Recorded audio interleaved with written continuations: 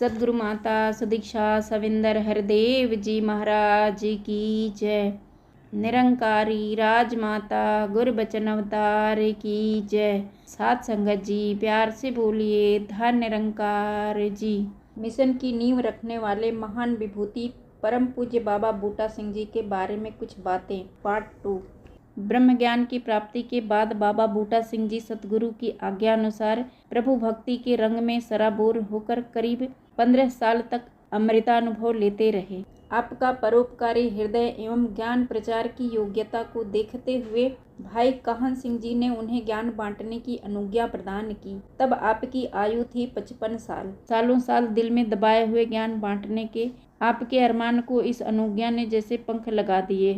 बाबा बूटा सिंह जी ने संसार से अज्ञान रूपी अंधकार को खत्म करने की मन ही मन प्रतिज्ञा कर ली। सद्गुरु का आशीर्वाद लेकर उन्होंने लोरालाई तथा पेशावर इलाके में प्रभु भक्तों की तलाश शुरू की। जो कोई भी उनके सानिध्य में आता उसे आप कुछ अजीब से सवाल करते। सहसा आप पूछते कि आपका पिता कौन है, आपको कहाँ जाना है, आपका घर कौन सा है इत्यादि। इन अजीब सवालों को सुनकर लोग अचरज में पड़ते। इन सवालों के उत्तर में कोई आपके शारीरिक नाते से पिता का नाम बताता तो कोई अपने निवास का पता कहता, लेकिन इसके ऊपर आपका कहना कुछ अलग ही होता।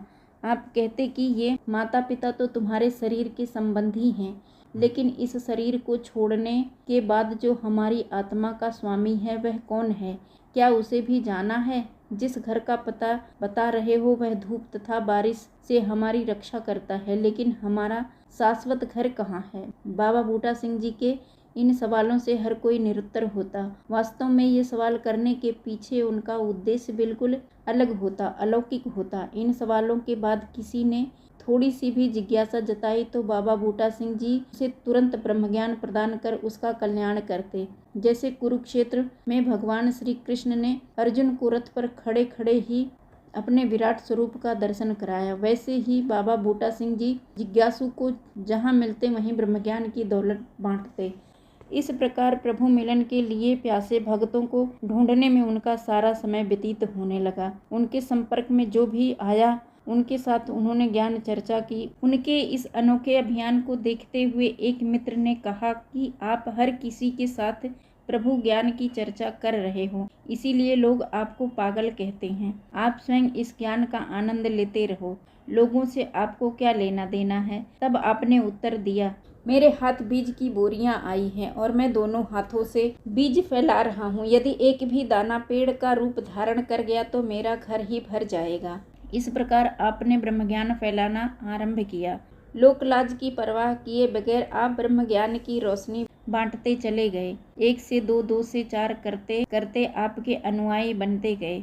प्रारंभ में उनके एक महान सेवक भाई साहब गोकल सिंह जी कोहली, जो पेशे से वकील थे, उन्होंने अपने घर का एक कमरा सत्संग के लिए उपलब्ध कराया था। उस जगह कुछ गिने चुने महापुरुष एकत्रित होकर प्रभु का यशोगान किया करते थे। आपके अनुयायियों की संख्या तो चंद सज्जनों तक सीमित थी, लेकिन विरोधियों की संख्या बढ़ती जा रही थी। ईश्वर की लीला भी अगाध है। आपके निंदक और विरोधक ही आपके प्रचार का कारण बनते गए। जहाँ उनके मुट्ठी भर भक्त पहुँच नहीं पाते, वहाँ इन विरोधियों ने बाबा बूटा सिंह जी के गुरु रूप में प्रकट होने का ढिंढोरा पीटना शुरू किया। इसका परिणाम यह हुआ कि आपके विरोध में फैलाई गई बातें कई जिज्ञासुओं को ब्रह्मज्ञान का रास्ता बताने का कारण बनी। कई लोग विरोधी बनकर आपके पास आए और ज्ञान चर्चा के बाद उनके ही होकर रह गए। इस तरह उस पूरे इलाके में आप एक चर्चा का विषय बन गए। पुरातन समय में भगवान श्री राम और भरत के अद्वितीय बंधु प्रेम की भरत भेंट प्रसिद्ध है। इसी प्रकार से वर्तमान समय में बाबा बूटा सिंह जी एवं बाबा अवतार सिंह जी का एक दिव्य मिलन भी इतिहास में अजरामर स्थान प्राप्त कर चुका है। यह दिव्य मिलन हुआ 25 मई 1929 के दिन। जिस प्रकार से 2 महानदियों का संगम होता है, उसी प्रकार से यह महान मिलन हुआ और इसी महान मिलन से प्रकट हुआ पूरी मानव जाति को सत्य, अहिंसा, प्रेम, नम्रता, शांति, समता और विश्व बंधुत्व का संदेश देने वाला संत निरंकारी मिशन। इसीलिए इस दिन को संत निरंकारी मिशन का स्थापना दिवस माना जाता है। गंगा और यमुना के संगम से पहले उनका उद्गम स्थान, प्रवाह और सफ़र अलग अलग ही होता है, लेकिन संगम के बाद दोनों एक बन जाती हैं। कुछ ऐसा ही हुआ बाबा बूटा सिंह जी एवं बाबा अवतार सिंह जी के दिव्य मिलन से। वैसे देखा जाए तो बाबा बूटा सिंह जी से मुलाकात होने से पहले बाबा अवतार सिंह जी का जीवन चरित्र भी एक महान गाथा का रूप है। उसकी जानकारी निरंकारी मिशन की युग पुरुष, शहंशाह इत्यादि पुस्तकों में उपलब्ध है। उनकी चर्चा यहाँ करना संभव नहीं है। सन 1929 के मई मास का अंतिम सप्ताह चल रहा था। दूध बेचने का व्यवसाय करने वाले भाई साहब धन्ना सिंह जी ने बाबा अवतार सिंह जी को बाबा बूटा सिंह जी के बारे में पहले ही बहुत कुछ बताया था। तब से बाबा अवतार सिंह जी बाबा बूटा सिंह जी से मिलने की प्रतीक्षा कर रहे थे। ईश्वर की लीला अपरंपार है, उन्हें ज़्यादा दिन इंतजार करने की जरूरत नहीं पड़ी। इसी महीने के अंतिम सप्ताह में जबकि बाबा अवतार सिंह जी अपनी बेकरी की दुकान पर खड़े थे, उनके पड़ोसी भाई अनूप सिंह जी ने अचानक बाबा बूटा सिंह जी को वहां से गुजरते हुए देखा तो बाबा अवतार सिंह जी को आवाज लगाई, भाई अवतार सिंह जी, वह देखिए बाबा बूटा सिंह जी जा रहे हैं जिन्हें आप मिलना चाहते थे। भाई अनूप सिंह जी की पुकार के साथ ही बाबा अवतार सिंह जी ने उस तरफ नजर डाली तो बाबा बूटा सिंह जी का तेजस्वी रूप देखकर दंग रह गए। उनकी वेशभूषा व चेहरे का तेज देखकर उन्हें लगा कि कोई बहुत बड़ा रईस अथवा कोई महाराजा ही जा रहा है। भाई अनूप सिंह जी ने आगे बढ़कर बाबा बूटा सिंह जी से उनका क्षेम कुशल पूछते हुए कहा, कहो भाई साहब, क्या हाल चाल है, आनंद में हो? अनूप सिंह जी की बात सुनकर आपने तुरंत जवाब दिया, कौन सा आनंद पूछते हो, भीतर का या बाहर का? यदि आप मेरे भीतर का आनंद जानना चाहते हो तो आनंद ही आनंद है, और यदि बाहर का आनंद पूछते हो तो मैं तुम्हारे सामने खड़ा हूँ, जैसा हूँ दिखाई दे रहा हूँ। यह उत्तर सुनकर अनूप सिंह जी निरुत्तर हो गए और बाबा अवतार सिंह जी की ओर इशारा करते हुए कहने लगे, यह हैं हमारे अवतार सिंह जी जो आपसे मिलने के बड़े इच्छुक हैं। उसी समय बाबा अवतार सिंह जी ने बड़े आदर भाव एवं प्यार से उनसे विनती की कि आप मुझे भी समय देने की कृपा करें। मैं आपसे गुरबाणी का रहस्य तथा व्याख्या समझना चाहता हूँ। गुरबाणी का रहस्य जानने की भावना प्रकट करने वाला जिज्ञासु देखकर बाबा बूटा सिंह जी बहुत प्रसन्न हुए और कहा कि चलो भाई साहब, यहीं आपकी दुकान पर बैठकर ही थोड़ा विचार विमर्श कर लेते हैं। ऐसा कहकर बिना किसी उत्तर की प्रतीक्षा किए आपकी दुकान पर पहुंच गए। मुस्कुराते हुए कहने लगे, भाई साहब, आप पहले ऐसे व्यक्ति हैं जिन्होंने यह जिज्ञासा जाहिर की है, अन्यथा संसार तो आत्मा परमात्मा की बात को सुनना ही नहीं चाहता। आप सचमुच धन्य हैं। आप जैसे महानुभावों के लिए श्री गुरु नानक देव जी ने वाणी में कहा है कि जिस जन को प्रभु दरस पियासा, नानक ताके बलि बलि जाता। इधर बाबा बूटा सिंह जी वचन विलास करने में मस्त थे तो उधर बाबा अवतार सिंह जी किसी और ही चिंता में डूबे हुए थे, क्योंकि बाबा बूटा सिंह जी के अचानक उनकी दुकानदार पर आने के कारण वे सोच में पड़ गए थे कि इतना उज्जवल तथा शानदार पहरावा धारण करने वाले महान व्यक्ति को मैं कहाँ बिठाऊं। बेकरी की जगह की हालत किसी से छिपी नहीं है। इस तरह बाबा अवतार सिंह जी को असमंजस में पड़े देखकर आपने स्वयं ही एक पटड़ी अपनी ओर खींची और उस पर बैठते हुए बाबा अवतार सिंह जी को भी बैठने के लिए कहा। बाबा बूटा सिंह जी की इस सहज अवस्था से बाबा अवतार सिंह जी और अधिक प्रभावित हुए बिना नहीं रह सके। उनके मन में यही भाव आया कि यह कैसा महान व्यक्ति है जिसे कहीं पर भी बैठ जाने में रत्ती भर भी संकोच नहीं, अन्यथा उज्जवल कपड़े पहनने वाले किसी ऐसे स्थान पर बैठने से पहले 100 बार सोचते हैं। बाबा जी के बैठने के बाद आपने बड़े ही अदब से और कुछ सकुचाते हुए बाबा बूटा सिंह जी से प्रभु भक्ति के विषय पर चर्चा करने के लिए समय प्रदान करने की मांग की। इस पर बाबा बूटा सिंह जी हार्दिक प्रसन्नता से बोले, जब भी आपको समय हो मैं आपके पास आ जाया करूँगा, मैं प्रतिदिन भी आ सकता हूँ। यह सुनकर बाबा अवतार सिंह जी ने कहा, सदा प्यासा ही चलकर कुएं के पास जाता है, इसीलिए आप कष्ट करने की बजाय मुझे समय और स्थान बता दीजिए, मैं स्वयं ही चरणों में उपस्थित हो जाऊंगा। तब बाबा जी ने उन्हें स्थान का पता बताया तथा दूसरे दिन की प्रातः 8 बजे का समय देकर आगे चले गए। दूसरे दिन नित्य की भांति सुबह गुरुद्वारे में नमस्कार करने के उपरांत 8 बजे से पहले ही बाबा अवतार सिंह जी बाबा बूटा सिंह जी के निवास स्थान पर पहुंच गए। उधर भी उनका ही इंतजार हो रहा था। जैसे ही बाबा अवतार सिंह जी वहां पहुंचे, बाबा बूटा सिंह जी ने स्वयं उन्हें बड़े प्यार और सत्कार से बैठाया। यही था वह 25 मई 1929 का महान दिन, जिसे निरंकारी मिशन का स्थापना दिवस भी माना जाता है। वचन विलास प्रारंभ हुआ। बाबा बूटा सिंह जी ने गुरबाणी के कई उदाहरण देकर बाबा अवतार सिंह जी के मन में ज्ञान के लिए पृष्ठभूमि तैयार की।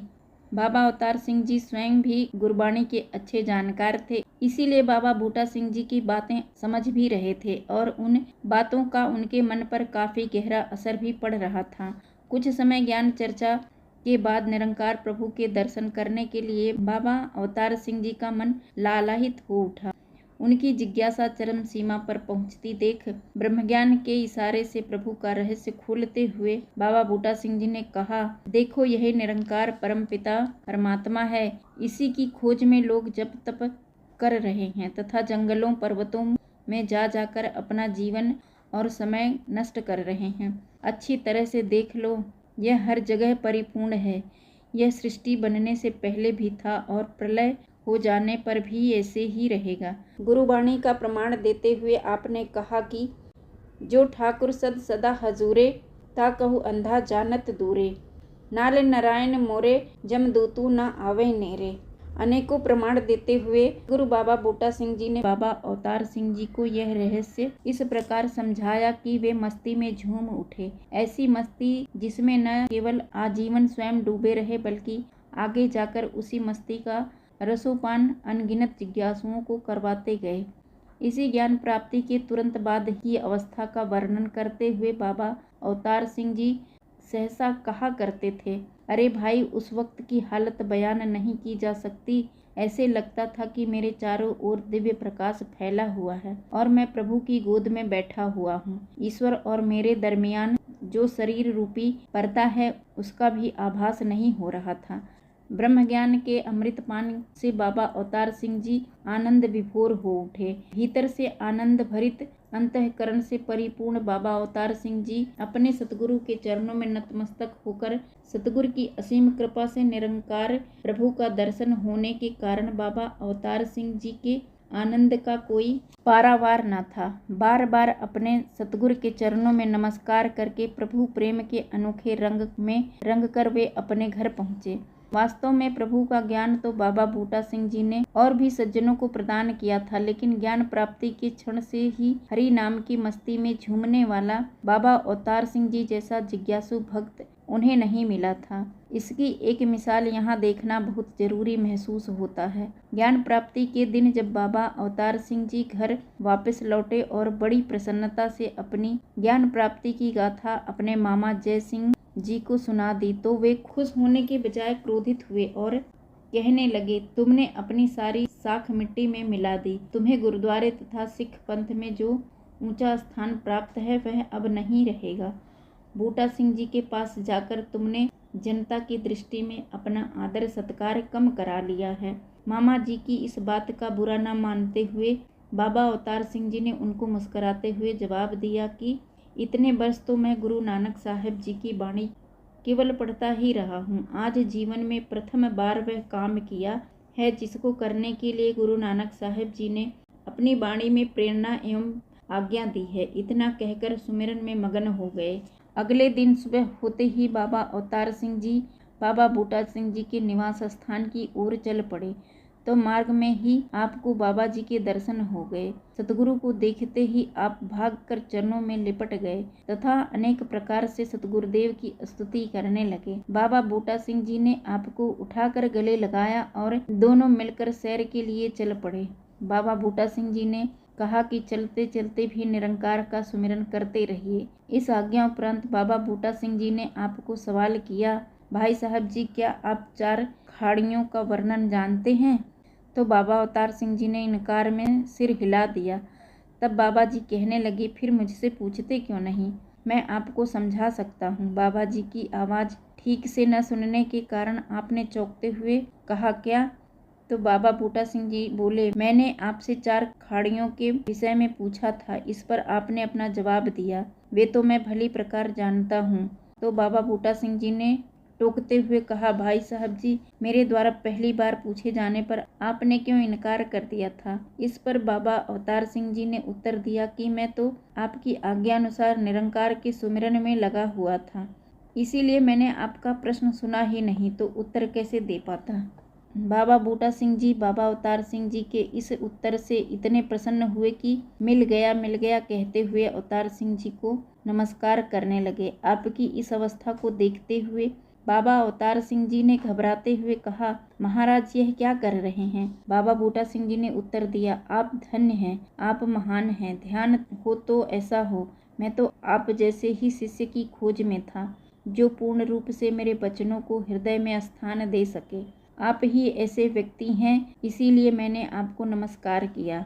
सत्य का बोध होने के बाद बाबा अवतार सिंह जी ने बाबा बूटा सिंह जी के वचनों का ज्यों का त्यों पालन किया और अपने सतगुरु की अनथक सेवा की। बाबा बूटा सिंह जी के साथ सत्य प्रचार के कार्य में उन्होंने अपना सर्वस्व न्यौछावर कर दिया। सन 1929 से 1943 तक, यानी कि बाबा बूटा सिंह जी के अंतिम समय तक, गुरु और भगत की यह दिव्य जोड़ी तोड़ने के हजारों यत्न होने के बाद भी अटूट रही। इस दिव्य जोड़ी ने विश्व के अत्याधिक जगत में जो इतिहास रचा है वह युगों युगों तक गाया जाएगा।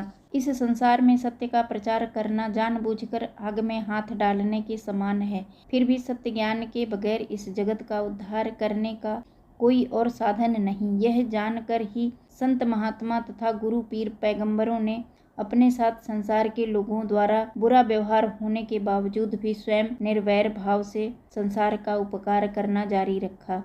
महान प्रभु भक्त संत मीराबाई को विष का प्याला दिया गया था, वह हम इतिहास के पन्नों में पढ़ते हैं। भगवान बुद्ध से द्वेष करने वाले इंसान ने उन्हें विषाक्त भोजन खिलाया था, इसका विवरण भी इतिहास में हम पढ़ते हैं। समय समय पर आए हुए महापुरुषों का अज्ञानता के कारण विरोध किया गया, लेकिन विरोध करने वाले लोगों पर तरस खाकर महापुरुषों ने उन्हें हमेशा हमेशा बख्शा ही है। संपूर्ण अवतार वाणी में बाबा अवतार सिंह जी इस बात का बहुत सुंदर तरीके से जिक्र करते हैं। जिन्हें सच्चदा वीड़ा चुकिया दुनिया किती घट नहीं, संत जना हर औकड़ झल्ली मथे पाया वट नहीं, संत जना नू मनमुख हरदम बोरा छल्ला कहंदे रहे, अपने निज स्वार्थ खातर संतां दे नल खेंदे रहे, रहबर नू भी राहों भुल्ले लोग कुराहियां कहंदे रहे, बेपरवाह है संत हरिदे ताने मेहणे सहदे रहे, सरहद कायल जाबर हाकम रजरज वैर कमांदे रहे, काजी पंडित आने आगू रजरज फतवे लांदे रहे, आए दीते कदर न जानन दीवे बालन मणिया ते, कहे अवतार अणे नू मूरख अज भी ऊहना अणिया ते, कहे अवतार अणे ने मूरख अज भी ऊहना अणिया ते। संपूर्ण अवतार वाणी पद क्रमांक 8 है। कुछ इस प्रकार की ही घटना बाबा बूटा सिंह जी के जीवन में भी घटित हुई। सत्य के विरोधी सदैव से महापुरुषों के रास्ते के रोड़े बनते आए हैं, लेकिन यह बात भी सच है कि जितना जितना विरोध किया गया उतना उतना सत्य खुलकर प्रकट हुआ। सत्य का बोध कराने के आपके दावे से सत्य के विरोधी बिल्कुल बौखला गए थे और आपको जान से मारने की योजना में लगे हुए थे। जहां आप पहुंच भी नहीं पाते, वहां जाकर इन विरोधियों ने आपके विरुद्ध लोगों को भड़काया और इस कारण लोगों के मनों में आपके प्रति द्वेष भावना पनप रही थी। ऐसे ही वातावरण के रहते एक बार एक व्यक्ति ने आपसे सवाल किया कि क्या आप मुझे ईश्वर का दर्शन कराओगे? तब अपने स्वभाव के अनुसार आपने सहज भाव में कह दिया कि तुम्हें ऐसे ईश्वर का दर्शन कराऊंगा जिससे तुम दूर भाग ही नहीं सकोगे। उस इंसान के मन में दुष्ट भावना थी। उसने कहा कि ठीक है, पहले आप मेरे घर पर भोजन के लिए आइए। उसके दिल की दुर्भावना को जानते हुए भी अपने निर्भय स्वभाव के अनुसार आप उसके घर जाने को राजी हो गए। किसी की विनती को ठुकराना महापुरुषों के स्वभाव में ही नहीं होता। आप उस इंसान के घर में गए, उस इंसान ने आपको भोजन परोसा, उसमें विष मिलाया गया था। आपने उस विषाक्त भोजन को प्रभु के ध्यान में तल्लीन होकर अमृत समझकर परवान किया। वहां से जब घर वापस आए तो उनको 2 बार उल्टी आई और वह विष जमीन पर गिर गया। विष इतना असरदार था कि जहां गिरा वहां की जमीन पर भी उसका असर पड़ा। इस प्रकार निरंकार प्रभु की कृपा से आप इस विष के प्रभाव से भी बच निकले। उधर जिस आदमी ने यह अश्लाघ्य कृत्य किया था, उसने देखा कि विषाक्त भोजन खाने के बावजूद भी बाबा बूटा सिंह जी जीवित हैं, तो वह हैरान रह गया और उसके बाद कभी भी बाबा बूटा सिंह जी के सामने आने की उसकी हिम्मत नहीं हुई। इस प्रकार विरोधियों द्वारा लाख रुकावटें डालने की कोशिश के बावजूद बाबा बूटा सिंह जी और बाबा अवतार सिंह जी अपनी जान की परवाह किए बगैर सत्य का प्रचार करते रहे। उन्होंने अपना जीवन काल प्रभु की इच्छा पर छोड़ दिया था। आपकी निर्भीकता एवं प्रभु की अगाध लीला की एक और गाथा यहाँ देना बहुत जरूरी महसूस होता है, जिससे यह पता चल पाएगा कि इन महान विभूतियों को खत्म करने के लिए विरोधियों ने क्या कुछ नहीं किया। बाबा अवतार सिंह जी का पैतृक गांव लतीफाल था। रावलपिंडी में अपना निवास बना लेने पर भी उन्होंने लतीफाल के साथ संपर्क बनाए रखा था। एक दिन बाबा बूटा सिंह जी के साथ बाबा अवतार सिंह जी ने लतीफाल जाने का कार्यक्रम बनाया। लतीफाल जाने के लिए रेल यात्रा से डुढियाल नामक स्टेशन पर उतरना पड़ता था और वहां से करीब 3-4 मील पैदल जाना पड़ता था। डुढियाल में आपके विरोधियों का काफी जोर था। धर्म के नाम पर भड़काने वाले आगुओं के उकसाए जाने पर इस ग्राम के कुछ सिरफिरे लोगों ने फैसला किया कि डुढियाल से लतीफाल जाने वाले रास्ते पर बाबा बूटा सिंह जी एवं बाबा अवतार सिंह जी को जान से मार दिया जाए। आपके लतीफाल जाने की सूचना मिलते ही गांव के कुछ लोग कुल्हाड़ियां और टकवे हाथों में लेकर आप दोनों की बाट जोहने लगे। रेलगाड़ी जब डुढियाल पहुंची तब लगभग अंधेरा हो चुका था। लतीफाल बाबा अवतार सिंह जी का पैतृक गांव होने के नाते हमेशा की भांति उसी रास्ते पर चल पड़े, जिससे होकर वे कई बार अपने गांव जा चुके थे। उसी मार्ग पर हत्यारे दाव लगाए बैठे थे। आप दोनों चलते चलते प्रभु चर्चा में इतने लीन हुए कि अनजाने में ही आपने गांव जाने का निश्चित मार्ग छोड़ दिया, या यूं कहिए कि निरंकार प्रभु ने स्वयं ही आपका मार्ग बदल दिया और एक लंबा चक्कर काटकर दोनों सकुशल घर पहुंच गए। बेचारे हत्यारे घंटों इंतजार करते रहे। इस घटना का पता भी उन्हीं में से एक के बता देने पर चला। ऐसी घटनाओं के बावजूद इस दिव्य जोड़ी के सत्य के प्रचार में रत्ती भर भी कमी नहीं आई। बाबा बूटा सिंह जी अपनी आजीविका खुद मेहनत मशक्कत करके चलाते थे और उसी में से संतों की सेवा भी करते थे। पेशावर में वे गोदने का काम किया करते थे। उस समय हिंदुस्तान पर विदेशी सत्ता की हुकूमत चल रही थी। पश्चात गोरे लोग भारत की निशानी समझकर अपने शरीर के विविध अंगों पर विभिन्न प्रकार के चित्र एवं अक्षर गुदवा लेते थे। आपके निवास स्थान के पास ही सेना का कैंप होने के कारण इस प्रकार के ग्राहक हमेशा आपके पास आते रहते थे। इससे आप और आपका परिवार सुखपूर्वक जीवन व्यतीत कर पाता था। उतनी आमदनी उन्हें बड़े आराम से प्राप्त होती थी। कई बार उन्हें एक दिन में 40 से 50 रुपए तक की कमाई होती थी। उस समय यह रकम बहुत बड़ी थी। अगर आप चाहते तो उस समय बहुत जमीन और माल इकट्ठा कर सकते थे, लेकिन आपका स्वभाव बिल्कुल अलग था। कहीं से भी आते, घर पर आने तक जितने भी महापुरुष मिलते उन्हें रात के भोजन का न्योता देते हुए आप घर आते। दिन भर की जितनी भी आमदनी होती वह जब तक खर्च नहीं हो जाती तब तक उन्हें तसल्ली नहीं होती थी। अपने घर आए हुए महापुरुषों का आप इतना आदर सत्कार करते कि उन महापुरुषों को भी संकोच लगता। भोजन के बाद जूठे बर्तन उठाने और महापुरुषों का चरणामृत बनाकर पीने में उन्होंने कभी संकोच नहीं किया। इस संदर्भ में अगर उन्हें कोई कुछ पूछता तो कहते कि मैं कुछ भी अलग नहीं कर रहा हूँ, बल्कि गुरबाणी के इस महाकाव्य का पालन मात्र कर रहा हूँ। चरण साध के धोई धोई पीऊ, अरप साध को अपना जीव। अपनी बात और अधिक स्पष्ट करते हुए आप कहते, भला आप ब्रह्मज्ञानी महापुरुषों से बढ़कर और कौन सा संत हो सकता है। खुद जी जान से सेवा करते हुए आपने संत सेवा की महत्ता को प्रकट किया था। इसके अलावा सुबह शाम सत्संग में उपस्थित रहकर आप भक्त जनों को सत्संग की महिमा से अवगत कराते थे। महापुरुषों की खुद सेवा करके वे एक दूसरे को बुलाकर संत सेवा करने की प्रेरणा महापुरुषों को दिया करते थे। कई बार बड़े अजीबोगरीब तरीके से किए गए आपके कर्म लोगों की चर्चा का विषय बन जाते। कोई उन्हें पाखंडी कहता तो कोई ईश्वर का अवतार समझकर पूजा करता। इस प्रकार आप एक सामान्य व्यक्ति के धनी थे। माया से आप सदैव निर्लेप रहते थे। माया इकट्ठी करने का शौक आपने कभी नहीं रखा। कभी तांगे से सफ़र करने का समय आता तो जितनी माया पास है वह सारी ही उस तांगे वाले के हवाले कर देते। इस प्रकार की कई गाथाएं आपके सानिध्य में रहे पुराने महापुरुष आज भी बताते हैं। आपके जीवन में घटी यह घटना आपकी सेवा भावना एवं निर्लेप अवस्था का साक्षात प्रमाण है। एक दिन आपको करीब 150 रुपये की कमाई हो गई। आपकी आदत के अनुसार घर आते आते आप 40 से 50 रुपये की खाने पीने की वस्तुएं लेकर आए और कई महापुरुषों को रात के भोजन का निमंत्रण देते आए। बाबा अवतार सिंह जी भी उनके साथ थे। भोजन के बाद बहुत सारे महापुरुष निकल पड़े। बाबा अवतार सिंह जी को आपने थोड़ी देर के लिए रोके रखा। थोड़ी देर के बाद आपने अपनी पत्नी माता अवंती जी के पास रखे हुए बाकी रुपए में से 30 रुपये मांगे। माता अवंती जी ने तुरंत रुपए निकाल कर दे दिए। थोड़े समय उपरांत ही सारे रुपए संतों को देकर आप वापस लौट आए और मातावंती जी से बाकी रुपए भी मांगे। मातावंती जी ने कुछ संकोच किया तो आपने दोबारा रुपए मांगे। फिर तो माताजी ने सब रुपए निकाल कर दे दिए, परंतु वह अपनी नाराजगी को छुपा ना पाई। आपने माचिस लेकर उन सब नोटों को आग लगा दी। वहाँ खड़े खड़े बाबा अवतार सिंह जी ने बड़ी हैरानी से यह सारा तमाशा चुपचाप देखते रहे, परंतु आपको रोकने का साहस नहीं कर पाए।